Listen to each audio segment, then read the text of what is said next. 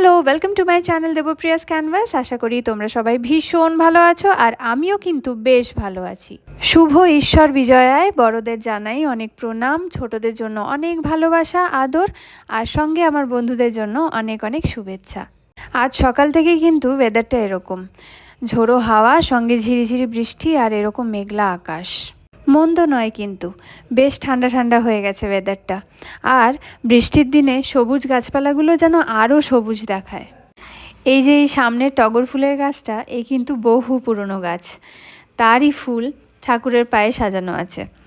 মাম্মার মতন আমি যখন ছোট ছিলাম তখন থেকে এই গাছটা আমি দেখছি, তারও আগের থেকে এই গাছটা লাগানো। তো এই গাছটা সারা বছর কিন্তু কম বেশি ফুল দিতে থাকে। অন্য কোনো গাছে ফুল থাকুক না থাকুক, এই গাছে কিন্তু দু একটা ফুল পাওয়াই যায়। আর এইখানে চলছিল আমাদের দুজনের তর্ক। কিসের তর্ক? আমাদের আজকে ঠাকুরবরণ, তো পাড়াতে ঠাকুরবরণ করতে যাব বলে দিদিভাই সমস্ত কিছু জোগাড়পাতি করে রাখছে। তা দেখে তিনিও বলে উঠলেন যে আমি পারি করতে, আমিও করব। আর আমি যতবারই বলি তাকে যে তুমি আগে প্রসেসটা দেখো তারপরে করবে, সে আমাকে এটাই বোঝানোর চেষ্টা করে যে না, সে পারে করতে। দিদিভাই এখানে আমার জন্য বানাচ্ছে পানপাতা দিয়ে খিলি। দুটো পানপাতা বরণের জন্য রাখা আছে, আর বাকিগুলো দিয়ে বানিয়ে দিচ্ছে আমার পানের খিলি। আমার কিন্তু এটা প্রত্যেক বছরই বেশ ভালো লাগে দেখতে, খুব সুন্দরও হয় বানানোর পরে, তৈরি হওয়ার পরে আর কি। খিলির ভেতরে সুপারি পুড়ে সেটাকে লবঙ্গ দিয়ে আটকে দেয়। আমাদের কাছে এই কয়েকটা দিন ভীষণ ইম্পর্ট্যান্ট। কেন ইম্পর্ট্যান্ট? তার কারণ হচ্ছে সারা বছর কাজ করার পরে এই কয়েকটা দিন ফ্যামিলির সাথে এসে যখন কাটাই, তারপরে অনেকটা এনার্জি নিয়ে কিন্তু আবার ফিরে যেতে পারি, অনেকটা এন্থু নিয়ে কাজ করতে পারি। সেই কারণে এই দিনগুলো কিন্তু একেবারেই মিস করতে আমরা পছন্দ করি না। দুর্গাপুজোতে আমার কাছে প্যান্ডেল হপিংটা কিন্তু সেকেন্ডারি। সবথেকে ইম্পর্টেন্স পায় আমার কাছে হচ্ছে ফ্যামিলি। এই যে দুর্গাপুজোর দিন এসে সবাই মিলে একসাথে বাড়িতে বসে চা খাওয়া, সকাল সকাল জল খাবার খাওয়া, খাবার দাবার বানানো, রান্না বান্না করা, ডিসাইড করা যে কি রান্না হবে না হবে, দাদার সাথে বাবার সাথে বাজার যাওয়া, এই জিনিসগুলো কিন্তু ভীষণ ইম্পর্ট্যান্ট আমার কাছে। এক কথায় বলতে গেলে সবাই সবাইকে টাইম দিতে পারি এই সময়টায় এসে, সেই জন্য আমার কিন্তু বেশ ভালো লাগে এই দিনগুলো। এবং এই সব কিছুর মধ্যিখানে কিন্তু মাম্মা নিজের রুটটাকে চিনতে শেখে, একটু একটু করে সবার মধ্যে বড় হয়ে ওঠে, একটু একটু করে বুঝতে শেখে যে আমাদের কালচারটা কী, আমাদের ট্রেডিশনটা কী। এবং তার মধ্যিখান দিয়ে ও এটাও শেখে যে ফ্যামিলি এবং কাজ দুটোই কিন্তু ব্যালেন্স করে চলতে হয়। যেমন কাজটা ইম্পর্ট্যান্ট, তেমনি কিন্তু ফ্যামিলিটাও ভীষণ ইম্পর্ট্যান্ট একটা পার্ট। সুতরাং দুটোকেই কিন্তু ইম্পর্টেন্স দিতে হবে, আর সঙ্গে ব্যালেন্স করে কিন্তু চলতেও হবে। পানের খিলি কিন্তু অলমোস্ট কমপ্লিট হয়ে গেছিলো। দুর্গা ঠাকুরের জন্য একটা, সরস্বতী ঠাকুরের জন্য একটা, আর লক্ষ্মী ঠাকুরের জন্য একটা, তিনজনের তিনটে খিলি, আর সঙ্গে দুটো গোটা পানপাতা দিয়েছিল। এখানে আমাকে দিদিভাই দেখাচ্ছিল যে কিভাবে বরণ করতে হয়, কিভাবে করবি। প্রত্যেক বছরই কিন্তু আমি দিদিভাইয়ের কাছে দেখতে চাই, তার কারণ দিদিভাই ভীষণ নিখুঁতভাবে জিনিসগুলো আমাকে দেখায় এবং শিখিয়েও দেয়। খুব ভালো লাগে শিখতে। এটা মা দুর্গার হাতে দেবো, মানে একটা মা দুর্গার, লক্ষ্মী সরস্বতী, তিন দিদি, আর এই দুটো দিয়ে কার্তিক গণেশ খায় না পান,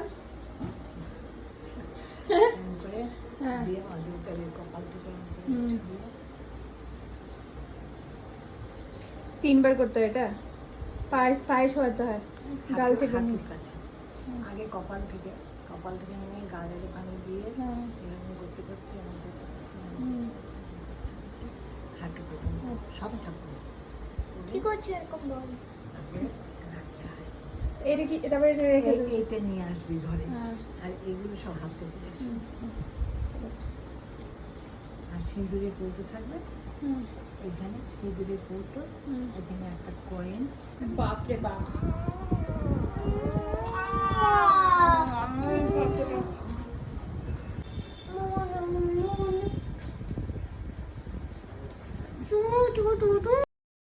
দুপুরবেলায় মা সমস্ত কাজ সেরে, রান্নাবান্না সেরে এসে বসে খানিকক্ষণ সোহাগকে টাইম দেবে বলে। এইটা হচ্ছে তাদের নিজস্ব টাইম। এই সময় তারা একসাথে বসে গল্প করে, একটু খুনছুটি করে, একটু সোহাগ সইকে অনেক আবদার করে, এই আর কি। সই আর তার সোহাগের আদর পর্ব শেষ হওয়ার পরে মা গেল রান্নাঘরে খাবার দাবার গোছাতে। অনেক কিছুই রান্না করেছে মা আজকে। প্রত্যেকবার আসি, যতদিনই থাকি না কেন, মা কিন্তু প্রত্যেকবারই বেশি বেশি করে রান্না করে। যতই বলি মাকে যে মা একটা তরকারি আর ভাত করো, মা তো শুনবে না। মায়ের একটাই কথা, এই তো কয়েকদিন আসিস আমার কাছে আর থাকিস, তারপরে আর বলিস না যে কি করব করব না, যা বানিয়ে দেবো চুপচাপ খাবি। কি করতে চাইছো বুঝতে পারছি না। হ্যাঁ কি কি প্রবলেমটা কি? প্রবলেমটা হচ্ছে যে ও যতক্ষণ না আমাকে মারপিট করবে ততক্ষণ হবে না। যতক্ষণ না পর্যন্ত আমাকে মারবে, মেরে ফ্ল্যাট করে ততক্ষণ শান্তি নেই। ওই চাবিটা রেখে দাও। চাবিটা রেখে দাও। চাবিটা রেখে দাও। চাবি। কুনাল এসে কুনাল দেখ দেখ। কুনাল কুনাল। আজকে দুপুরের খাবারে হয়েছিল মুসুরির ডাল পাতলা করে, আর সঙ্গে সাদা ভাত আর আলু পোস্ত। এই ধরনের আলু পোস্তটা না আমার ভীষণ ভালো লাগে খেতে। তো ওই আলু পোস্ত আর সঙ্গে মাছের কোফতা কারি।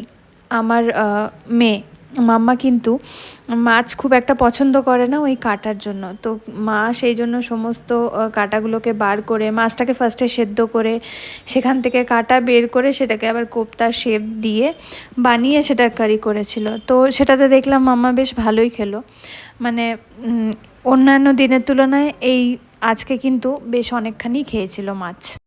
কাল অবধি বাবার অফিসের ছুটি ছিল, তাই সবাই মিলে একসাথে ছিলাম। আজকে থেকে বাবার আবার অফিস স্টার্ট হয়ে গেছে, তো সেই জন্য মাম্মার সাথেই বাবা বসে পড়েছিল, বাবাকে রওনা হতে হবে সেই কারণে। তো চলো তাহলে, এই ছিল একটা ছোট্টখাট্টো ভিডিও। আশা করি তোমাদের একটুও কিছু ভালো লেগে থাকবে। যদি ভালো লেগে থাকে তাহলে অবশ্যই কিন্তু লাইক করে দিও, কমেন্ট করে জানিও, শেয়ার করো আর সাবস্ক্রাইব করে দিও চ্যানেলটাকে। বাই।